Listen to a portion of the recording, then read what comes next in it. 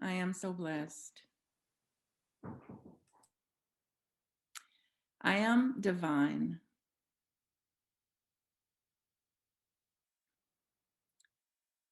All is divine.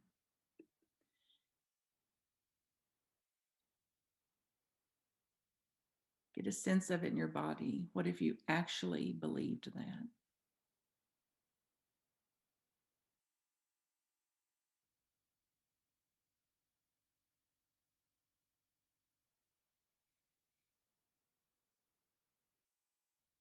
What if all the buttons were de-installed today? All the triggers, all the upsets and frustrations and irritations and the instinct of being offended.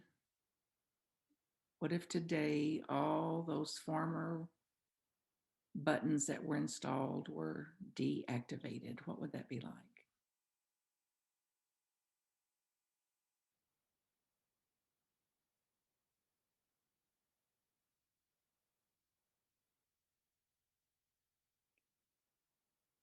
So imagine now there's somebody that you disagree with or that have formerly been hurt by or offended by or just a run of the mill knucklehead is across from you. And they're exactly the same.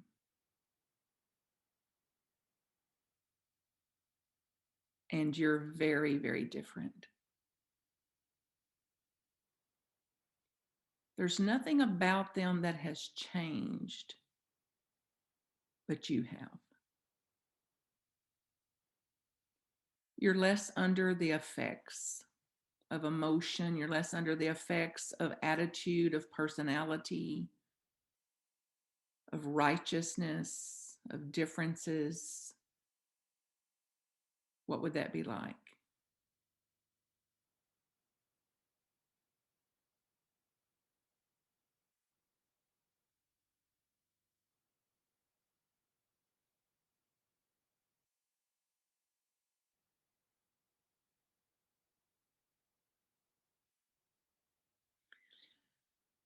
So set an intention in this meditation this morning, an intention to be different, an intention to be the change you want to see in the world.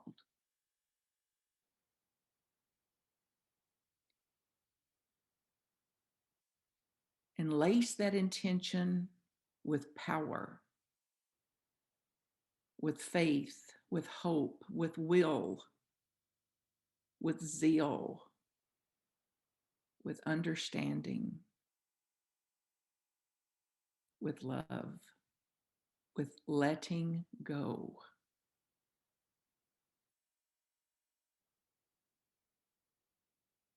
with hope,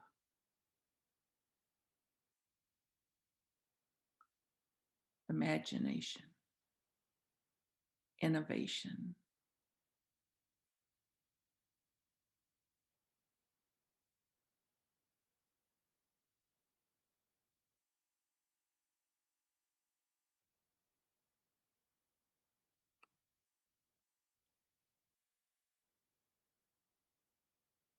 And get a sense now that you're living the life you hope for, that you're responding the way that you hope to, that you're expressing and giving and serving and being the you of your dreams.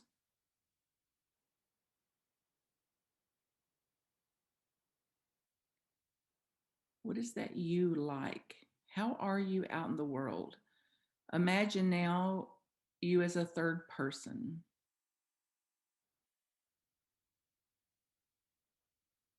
and there's knuckleheads everywhere, and you're different.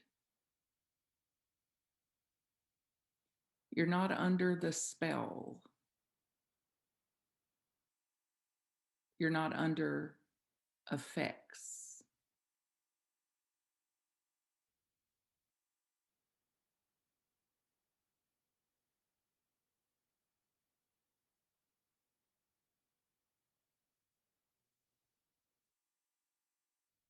How would you speak differently? How would you think differently?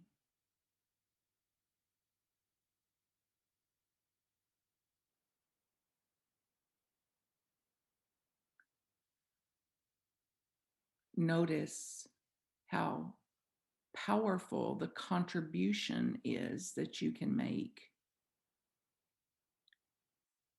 to let there be peace on earth and let it begin with me.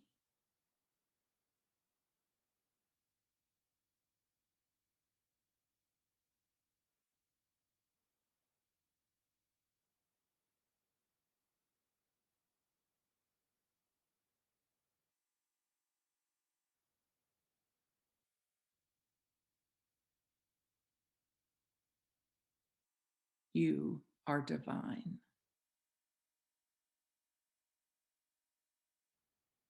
You are the living, loving expression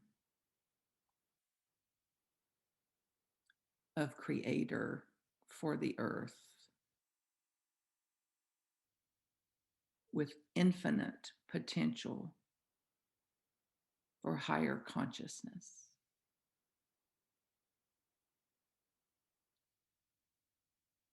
What would you drop? What would you set aside? What would you stop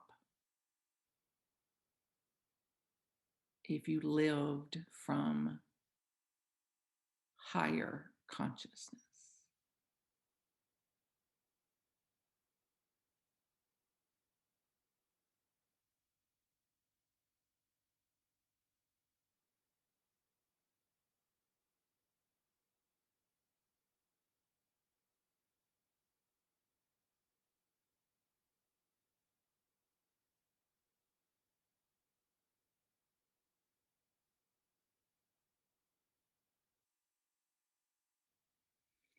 And big, deep breath. So we begin again today. We begin right here and right now in January of 2021. We begin today to know God and to know the faculties within ourselves that is that God expressing. We begin again today in higher consciousness, intent on being and expressing this in the world. So it is. Amen.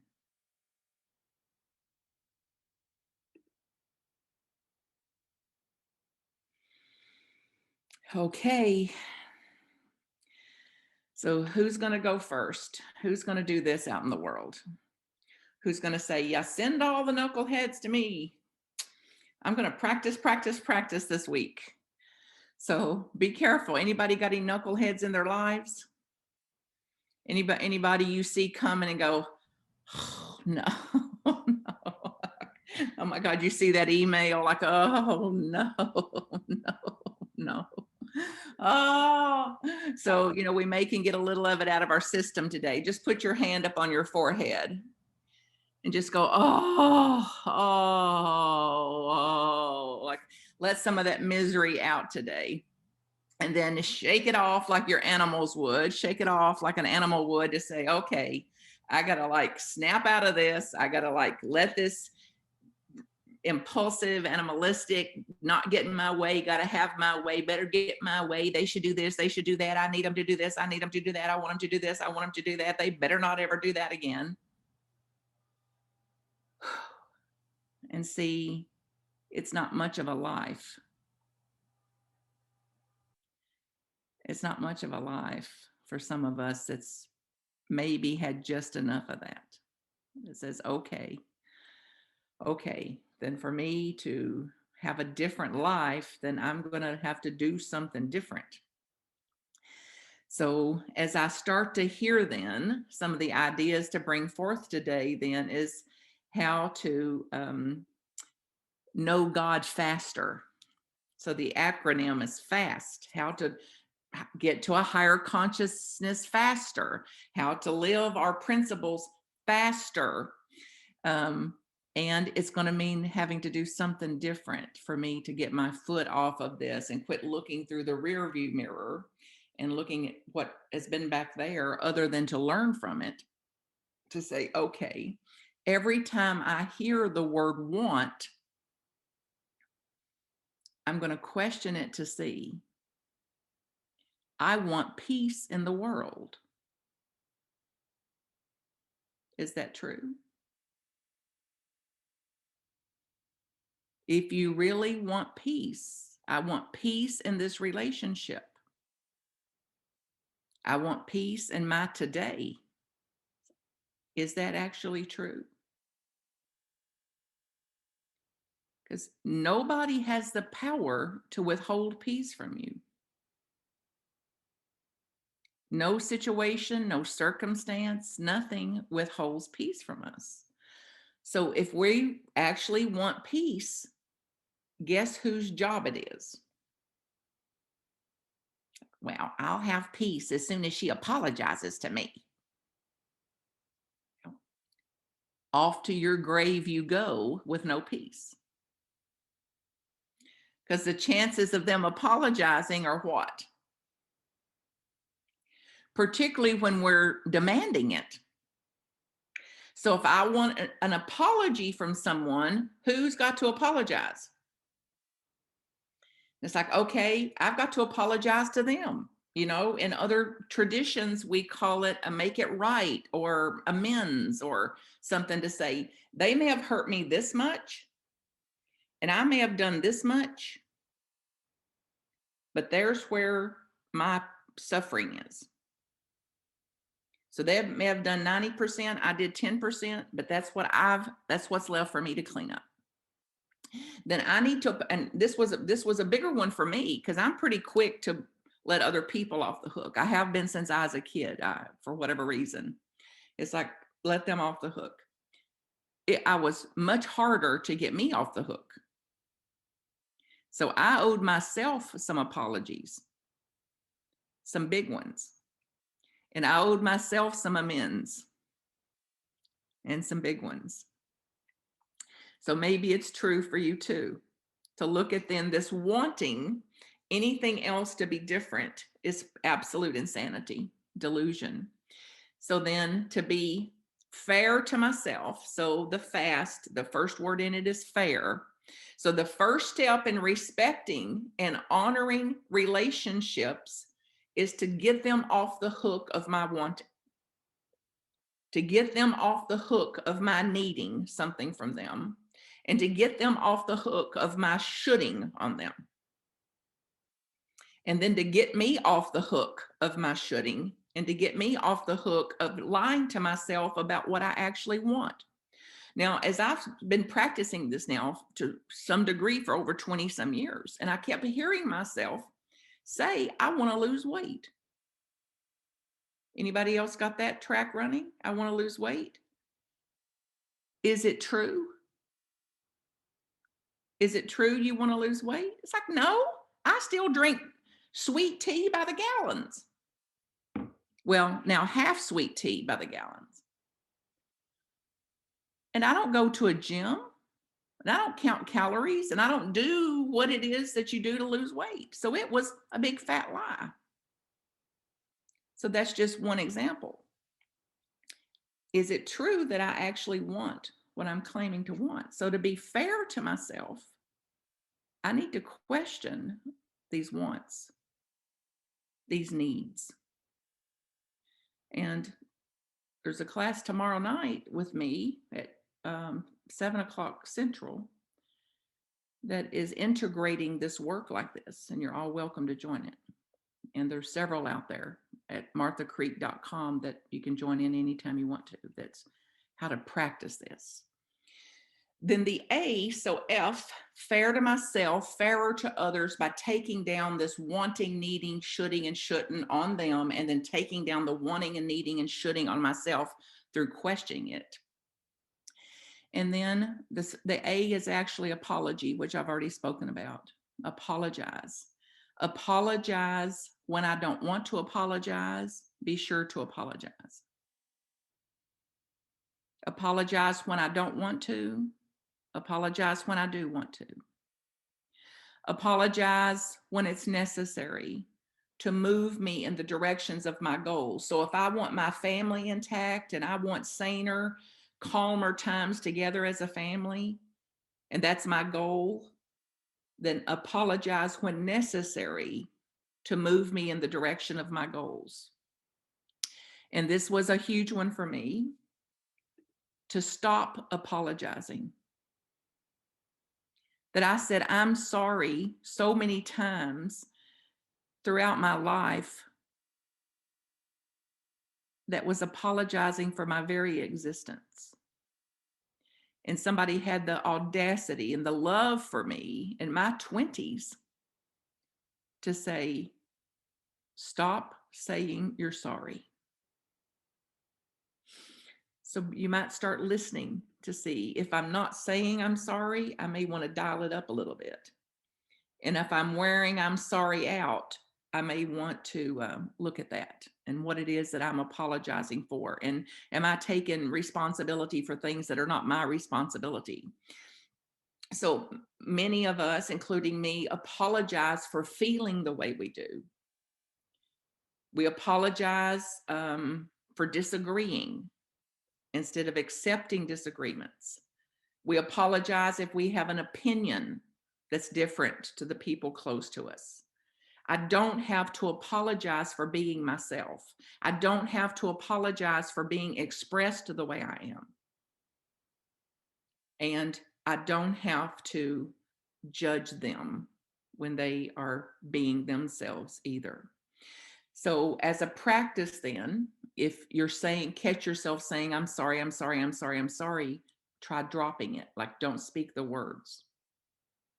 So, to say something else, I regret that. How could I make it right? Or something to see if you can get some awareness around this, or maybe bring it back as a possibility here.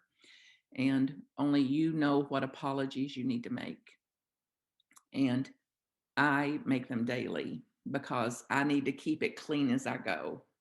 So I knew that letting those things accumulate was much more boogery than just looking back on my day to day and saying, where did I leave myself today? Where was I not in the highest of consciousness today?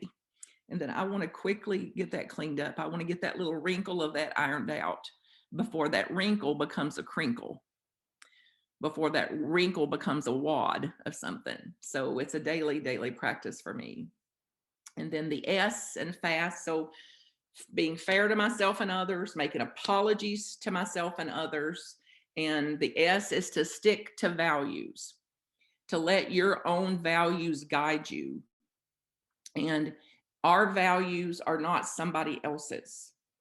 And I've had trouble in my early life, even knowing how I'm going to go toward my own values when it wasn't the values of my family. So I really did have to practice. Like, I valued education and I wanted higher education, and they didn't. My daddy went to school to 5th grade. My mother went to 8th grade.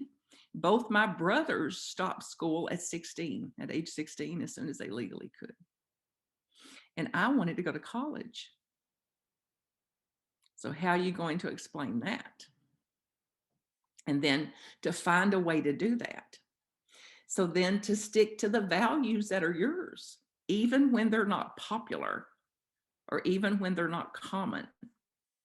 And then not to sacrifice what you believe and think and what you sincerely want in your heart, not to give that up to keep peace or to be liked or to be loved or to seek somebody else's appreciation or approval.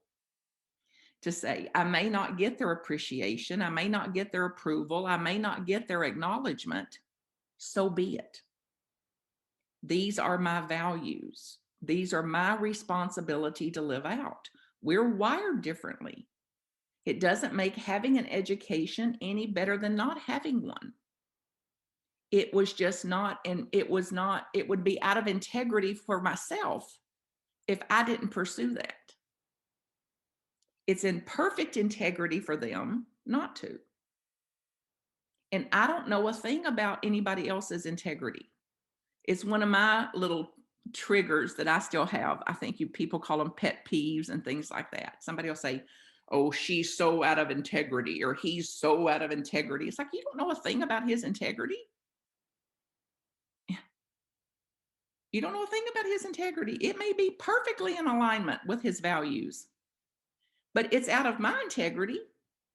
So if I think he shouldn't be doing it, then I shouldn't be doing it. And then it's none of my business what he does. So everything I want them not to do, then don't do that, Martha. Everything I think is so wrong that they're doing, then Martha, don't do that. And then stay in my own lane. Then they've got their own path. They've got their own values. They've got their own integrity to live into. So staying true to my beliefs have been uncomfortable for me at times. Staying true to my own beliefs, saying that I won't do certain things and I will do certain things when it's not popular is mighty uncomfortable at times. Here's the good news though. It's uncomfortable, not fatal. So if we can grow up a little bit and bear some of this discomfort, even if it feels like it's going to kill us, we'll see that there was a payoff, that there was something yummy that comes from that, of staying true to ourselves, true to our own beliefs, true to our own values and philosophies for that matter. And then the last one is T, truthful. Now, if you lie, raise your hand like this.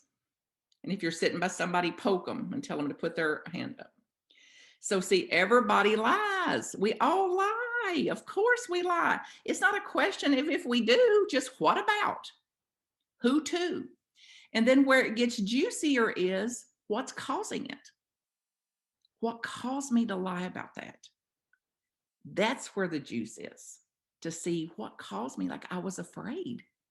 I was afraid to say where I stood. I was afraid of hurting their feelings, or I didn't really want them to know my business, or I didn't want to open a can of worms on something. So the power is in accepting that we lie, of course, and lying takes many forms: to exaggerate, to make up excuses.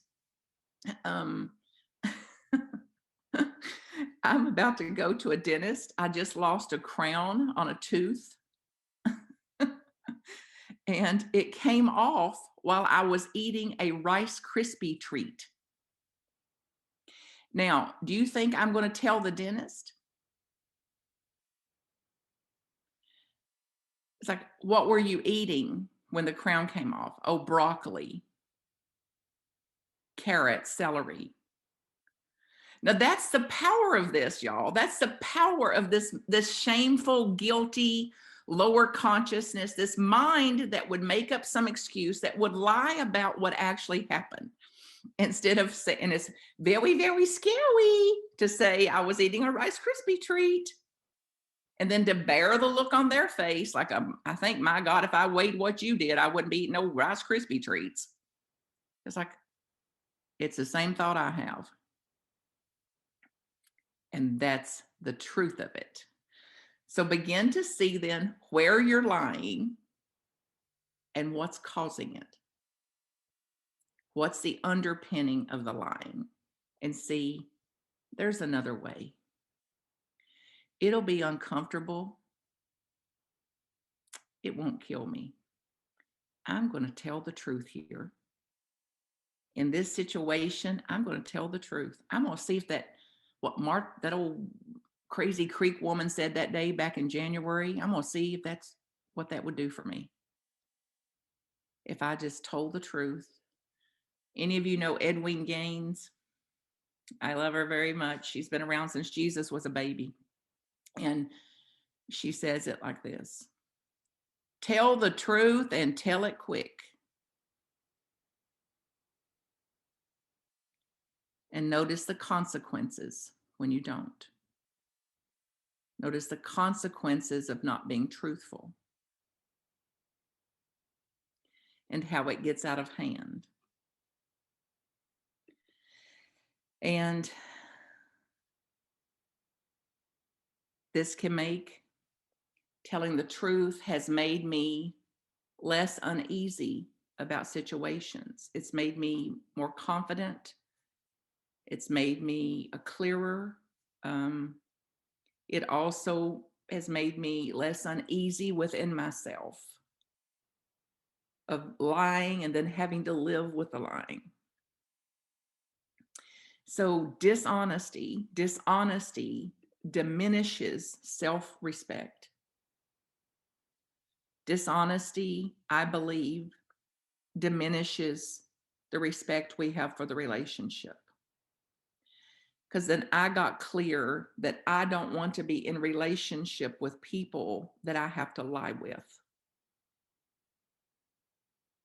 And if I keep doing that, then I draw more of that to me versus I want relationships that are more likely to tell the truth and to express what is true for them instead of trying to keep up some persona of what's the right thing to do.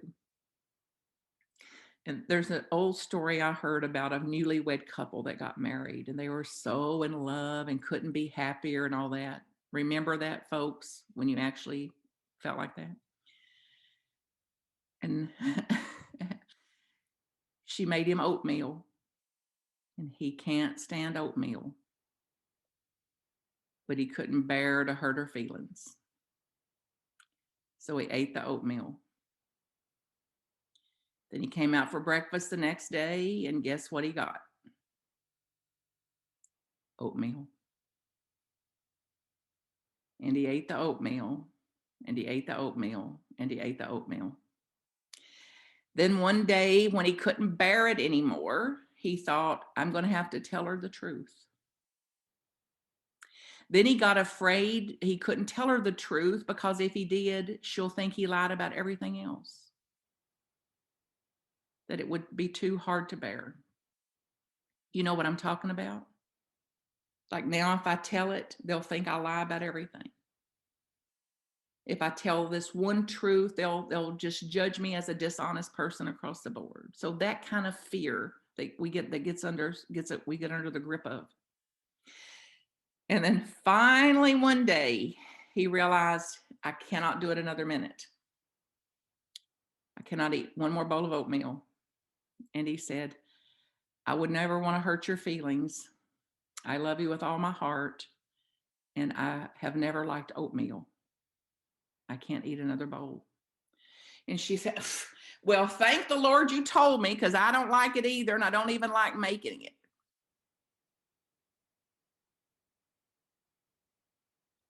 So now two of us are free.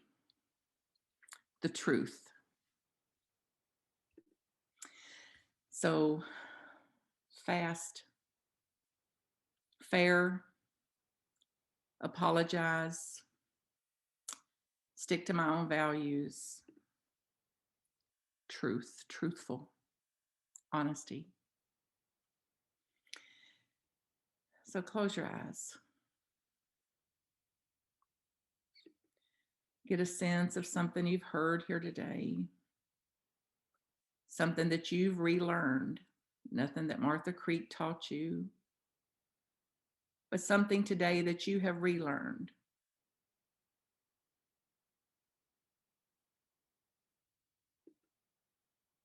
And how you're going to live it out.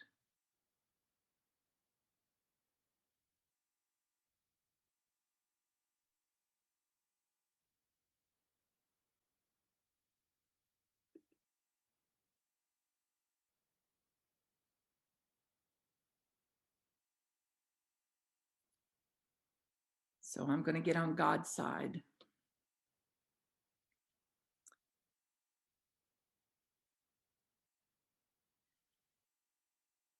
And humbly ask, and humbly claim, and humbly invoke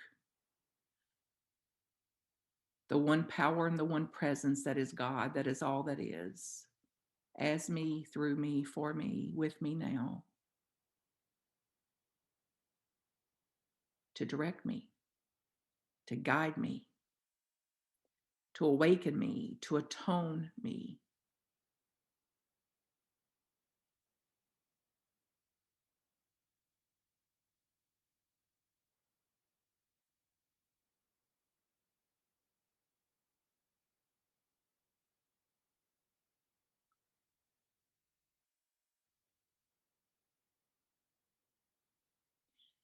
So, God, grant us peace.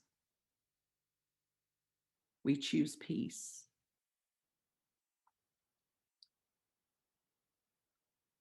We cannot change these feelings that we have. We allow the feelings, and we stay aligned with your love. That is the only thing that will fill the hole. We let grace wash over us. Grant us peace. We claim peace. We invoke peace. We claim serenity. We choose serenity. We go in the direction of serenity with a new and newly opened heart today, seeing the errors that we've made, seeing errors in the old way, the old painful way, and awake now to a new way, a new way. Surrendering the old painful way, willing to go every length for a new way. We thank you for this blessing. We thank you for this teaching. We thank you for potential, for possibility. We thank you for strength, for power.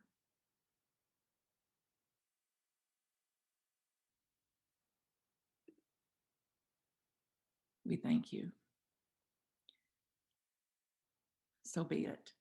So it is. Amen. MarthaCreek.com if I can support you. Blessings.